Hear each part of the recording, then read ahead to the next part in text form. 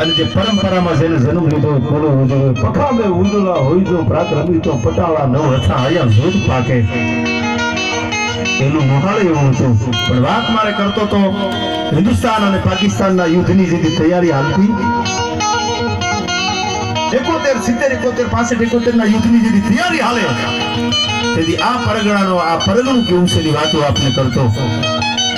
રબારીનો દીકરો રણછોડ ફગીઓ સાહેબ જેને દુનિયામાં કર્યું છે એનું 1000 વાર બોલવાનું અમને મન થાય છે. એ પ્રોગ્રામ માટે નહીં કે એનો રૂડું લગાડવા બોલી નાખ્યાની બે પ્રોગ્રામ દેવરાવી વાત નથી, પણ એ પાત્રને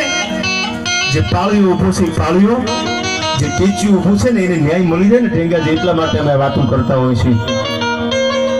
આજથી વર્ષો પહેલા આ લખાપીરે પોતાનો બલિદાન આપી દીધું, માથું પડી ગયું, હાથ કપાઈ ગયો. તો આપ કથા જાણો છો. આજે જે વાસરા દાદાના પડતા છે મને હજારો પડતા આજે આ ઊભા છે હળાહળ કળયુગમાં. શું કામ આપણે એને યાદ કરી છે? સાહેબીને બીજાની માટે પોતાના પ્રાણની આહુતિ આપી દીધી છે. બેન દીકરી માટે જેને પોતાના લોહી રેડી દીધા હોય, ગાને ગવદરી માટે પોતાના લોહી રેડી દીધા હોય, ડાવણ સાથે ગાયું વાળો આવ્યો ને તેથી આ ખીમાણા વાસનો એક મરદ રાજપૂત મૂછની માથે તાવ દઈ અને બેઠો થઈ ગયો તો સીમાડો વટવા દઉં તો રાજપૂતાણીનું થાવણ લાજે હો. આને માથું પડી ગયું. સાહેબ એના ઇતિહાસ અમે ગામો ગામ બોલી છે. હોડા ગમે એટલા હોય તો વાતો કરવાનું મન ન થાય, કરોડો રૂપિયાના ઘા કરો તો બોલવાનું મન ન થાય. અને આ બધું છે ને અંદરથી આવે છે. આ દાતારી, સુરવીરતા, સમર્પણ, ત્યાગ, નેકી, ટેકી, ધર્મ આ બધું અંદરથી આવે છે. અને જો બધું વેચાતું મળતું હોય તો કેટલાય કરોડપતિના દીકરા પૈસાનો ઘા કરીને વેચાતું લઈ લે કે મરદાન કે અમને આપી દો. પણ આ તો લોહીમાં ઉતરે છે, કોઈના બાપની ત્રિવડ નથી લઈ શકે હો. અને બીજી વાત આ બધા બેઠા છે એને કહું છું કે તમે ભોળાનાથના સાનિધ્યમાં આવ્યો છો તો હૃદયના ભાવથી આજે એને માથું નમાવીને જાજો આયા. અભિમાનથી કોઈ ઈગો લઈ અને કોઈને સંપત્તિનો પાવર હોય ને તો એ જિંદગીમાં રાખતા નહીં. કાયમ પ્રોગ્રામમાં બોલું છું. માણાવદરની બાજુમાં પાજોદ નામનું ગામ છે અને ઇમામુદ્દીન રૂસવાએ ઢળતા મિનારા નામના પુસ્તકમાં સુવર્ણ અક્ષરે લખ્યું છે કે દુનિયામાં દોલતનું અભિમાન કરે ને એને કહેજો કે એકવાર રૂસવાથી મુલાકાત કરે. દુનિયામાં દોલતનું અભિમાન કરે એને કહેજો એકવાર રૂસવાથી મુલાકાત તો કરે. ભરતજી પણ 71 ના યુદ્ધના જેથી પડઘા વાગતા અને હિન્દુસ્તાનની આર્મી જેથી પાકિસ્તાન સામે જેથી ધીરે ધીરે હાલતી થઈ ગઈ. પણ પાકિસ્તાનના છૂટા જે રસ્તા હતા ઈ આર્મીને ખબર નહીં. લાહોર સુધીના, કરાચી સુધીના છુપા રસ્તાની એને ખબર નહીં. વર્ષો પહેલા ભારત પાકિસ્તાનના ભાગલા પડ્યા અને ત્યારે જે થર પારકરમાંથી સિંધ પ્રદેશમાંથી આવેલો રબારી રણછોડ ફગી નામનો રબારી આ લીંબાળા ગામ અને રબારીને ખબર હતી છુપા રસ્તાની લાહોર સુધીના, કરાચી સુધીના. એટલે હિન્દુસ્તાનની આર્મીને એને એમ કીધું, પ્રસંગ તો બહુ મોટો છે, એમ કીધું કે તમને છુપા રસ્તાની ખબર નહીં હોય પણ જો તમે આ પાડો તો હું તમારી હારે લાહોર સુધી આવું અને તમને છુપા રસ્તા દેખાડું. હિન્દુસ્તાનની આર્મીને એવું કીધું તો એક રબારીનો દીકરો જોવે ને વતનનો પ્રેમ કેટલો છે. દેશ પ્રેમ હતો કે હિન્દુસ્તાનની માથે આફત આવે અને જો હું મારું લોહી રેડવા ઉભો ન થઈ જાઉં તો મારી જનેતાનું થાવણ લાજે હો. સાહેબ મેં આર્મી ની હારે એક રબારીનો પરગણાનો દીકરો એ રણછોડ રબારી હાલતો થઈ જાય અને આર્મી એમ કે છે મેજર માણેક સાહેબ મેજર હતા એ વખતે એને એમ કીધેલું જનરલ માણેક કે તને તારા મોતની બીક નથી, તને બીક નથી લાગતી? અમે તો આ વર્દી પહેરી છે, અમે હિન્દુસ્તાન માટે વતન માટે મળવા નીકળ્યા છીએ, તને બીક નથી લાગતી? તેથી મૂછની માથે તાવ દઈને પરગણાનો દીકરો એટલું બોલ્યો તો રબારીનો દીકરો કે હિન્દુસ્તાનની માથે જોખમ હોય, મારા વતનની માથે જો કોઈ કાપડ કપરી મીટ માંડે અને મને કાલ મોત આવતો હોય તો ભલે આજ મોત આવે, બાકી લાહોર સુધી તો ભેળો હાલવાનો શું? બીજી વાત નો મારા વતનની સામે કોઈ લાંબી આગળી કરે,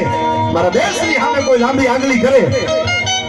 અને આર્મીને હું એટલું કહું છું, મારા હાથમાં તો સત્તા નથી પણ તમને માર્ગ દેખાડવા આવું છું ને એટલું કહું છું, મોટી બારી કાઢી લેજો, એમાં બીજી વાત ન હોય. અને સાહેબ રબારીનો દીકરો રણછોડ રબારી ઠેઠ લાહોર સુધી હારે જાય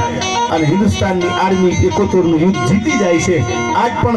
આજ જે નડાબેટ જે બોર્ડર છે એની ઉપર આજ પણ રણછોડ રબારીનું ટેચ્યુ ઊભું છે. સાહેબ જેને વતન માટે કંઈક કર્યું છે એનું બોલવાનું મન થાય, એની વાતો કરવાનું મન થાય છે. આ યુવાનો બેઠા છે બધાને કહું છું, તમે બધાય કલાકારને સાંભળજો. હું બોલું છું સાંભળો એવું નથી, બધાને સાંભળજો પણ સારું સાંભળજો. જાનું મારી લઈને બીજા કોઈને આવું કોઈ દી ન સાંભળતા. જેના હાડમાં હળવી વાત હોય ને ઈ સાંભળે ભાઈ. સાહેબ મર્દ શીશ પર નમે મર્દ બોલી પહેચાને, મર્દ માણસની તો વાત જ નહોતી હોય છે. શું કામ? એક યુવાન આ દેશની ક્રાંતિકારીમાં એક યુવાનને ફાંસીની સજા આવે છે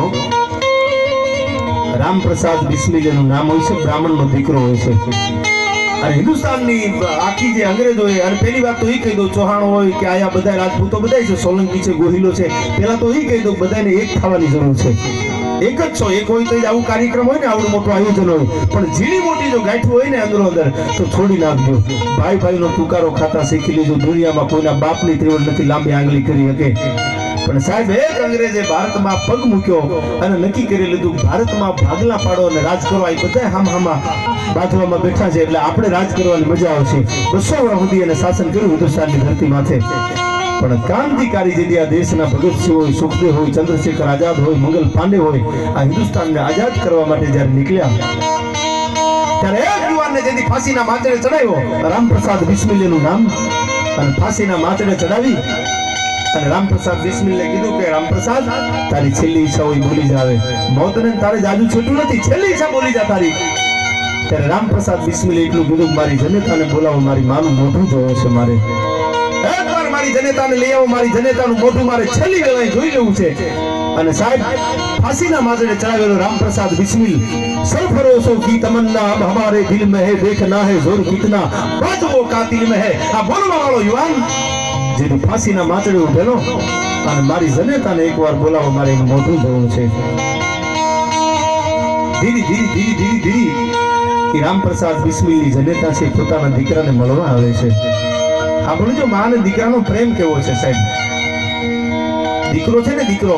એ માને કોઈની તુકારો ન બોલી શકે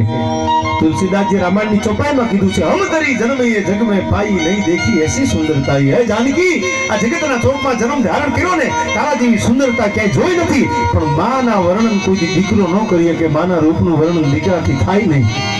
એ રામપ્રસાદ બિસ્મિલની જનેતામ ધીરે ધીરે ધીરે ધીરે હાલી આવે છે ફાંસીના માચડે ચડાવેલો મોતને જાજુ છેટું નથી અને રામપ્રસાદ બિસ્મિલ પોતાની જનેતાને જોઈને લહરા આંગળે રોવા માંડ્યો છે અને ત્યારે રામપ્રસાદ બિસ્મિલને રોતા જોયો અને પોતાની ઓઢણાના છેડેથી પોતાના દીકરાના આંસુ નૂતી નૂતી એ એટલું બોલે છે બેટા મોતની ભીખ લાગી ગઈ આમ તને મોતની ભીખ લાગી ગઈ તને ખબર નથી કે હિન્દુસ્તાન એમના આઝાદ નહીં થાય આમાં કેટલાય માથા દેવા પડે કેટલાય લોહી રેડવા પડે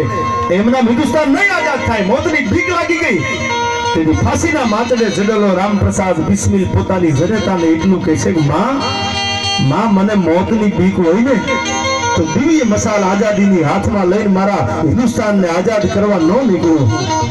મને મોતની ભીખ નથી ભલે મને ફાંસીના માચડે ચડાવી દે પણ આંસુ એટલા માટે પડે છે સાંભળી લે માં આ મને આંસુ પડે ને એનું કારણ તો જાણી લે કેમ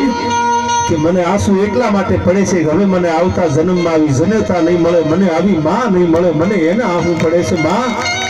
મને મોતની ભીખ નથી અને સાહેબી વળતી વળીને મોઢણાના છેડેથી આંગળા રામપ્રસાદ બિસ્મિલના નોઈ નાખ્યા અને વળતી વળી ત્યાં તો રહરા આંગળીની જનેતા રોવે છે અને ત્યારે રામપ્રસાદ બિસ્મિલનો બાપ એમ બોલે છે કે તને તારા દીકરાનો જીવ બળે છે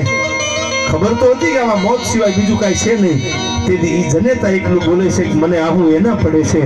કે મારો એક દીકરો રામપ્રસાદ બિસ્મિલા હિન્દુસ્તાન માટે પોતાના લોહી રેડવા ફાંસીના માચડે ચડવા તૈયાર થઈ ગયો છે પણ હવે આવતા જન્મમાં કે હવે આ જન્મમાં આ રામપ્રસાદ બિસ્મિલ જેવો દીકરો મને નહીં મળે વતન માટે મરવા તૈયાર થઈ જાય મને એને આહું પડે છે કાંઈ સ્વાર્થ નથી સાહેબ તમે હું જમીન માટે કદાચ ઝઘડો કર્યો હોય બાંધ્યા હોય તો આપણી 2-5 વીઘા આપણા ગ્રહ માટે યુદ્ધ કર્યું હોય પણ રામપ્રસાદ બિસ્મિલ કે ભગતસિંહની ક્યાં જમીન કે ગ્રહની વાત હતી એને તો વતનની વાત હતી सरफरोशों की तमन्ना अब हमारे दिल में है अरे देखना है जोर कितना बाजुओं का दिल में है मारू वतन છે મારો હિન્દુસ્તાન છે મારો એક એક યુવાન ડારે વરણનો એક એક યુવાન એ બરબાદીમાં ન હોય સાહેબ હું ઘણી વાર બોલું છું છેલ્લે આપને કહી દઉં કે યુવાનો માટે ખાસ કરીને વાતો કરતો હું તો ફ્રાન્સમાં બનેલી ઘટના વિદેશમાં બનેલી આ ઘટના છે ફ્રાન્સનો એક યુવાન પોવેલ નામનો છોકરો જ્યારે વોલીબોલની રમતમાં 1 નંબર ઉપર આવી જાય વિશ્વ વિજેતા બની જાય અને ફ્રાન્સની સરકાર એનું સન્માન કરે અને સેલિબ્રિટી બની ગયો સન્માન કર્યું માન આપ્યું બધું આપી દીધું પછી એક નાની એવી કંપનીએ પોવેલને એટલું કીધું આ યુવાનોને શીખવા જેવી વાત છે સાંભળજો કે પોવેલ તું એક અમારી કંપનીની નાની એવી જાહેરાત કરી દે તો અમે તને કરોડો રૂપિયા આપી દઈએ એક અમારી કંપનીની જાહેરાત કરી દે તને કરોડો રૂપિયા આપી દઈએ